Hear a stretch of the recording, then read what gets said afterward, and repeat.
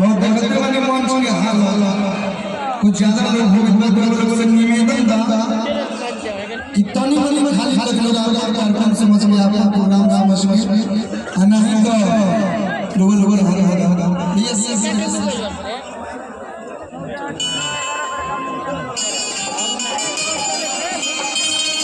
थोड़ा सा बैठने दीजिए प्लीज। ये फोटो को स्वाद बंद करिए आप, ये माहौल खराब होगा। थोड़ा सा फोटो वाले को हटाइए यहाँ से, जितने भी फोटो वाले भाइयों को हटाइए। बाद में हम लोग फोटो खिंचवा लेंगे, बाद में एक दिन आएंगे खाली फोटो खिंचाएगा। प्रेम से बोलने वाली भैया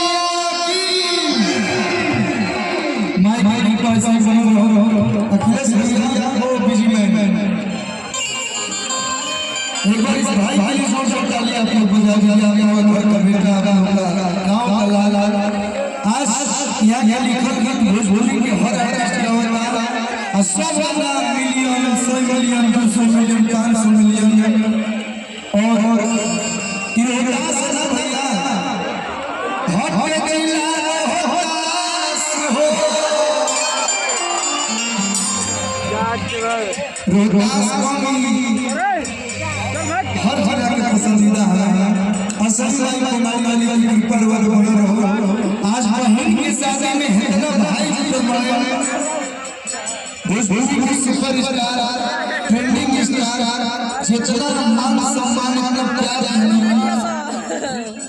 बड़े बड़े सारी यादें किने आप बैठिए, आप 5 मिनट में बैठिए।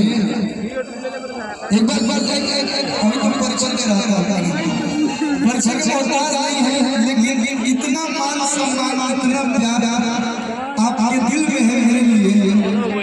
हनुमान जी तो कोई नहीं है जो सीना चीर के दिखा दे, लेकिन आप सीना चीरने से भी ज्यादा प्यार है। दिल से बहुत बहुत धन्यवाद। एक बार जोरदार तालियां हमारे सारे लोग बजाइए।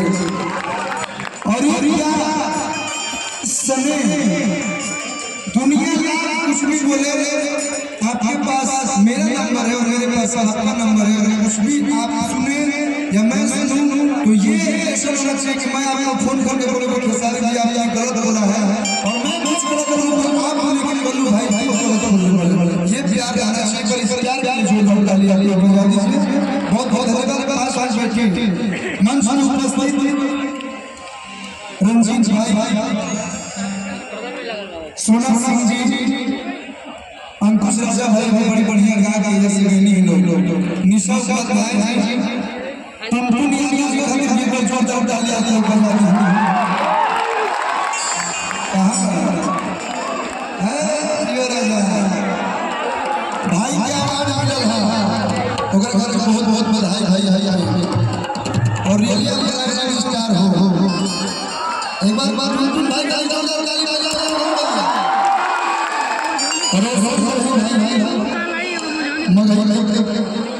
आप भी सुपरस्टार मोनी और भी कलाकार नाम सुन रोहित माफी चाचा हमने के गार्जियन के हमको बस भरी जी जोड़ लगा निशान रंजीत भाई सतीश भैया जितना लोग स्वागत आई दो गीत से सेवा नेहा जी स्वागत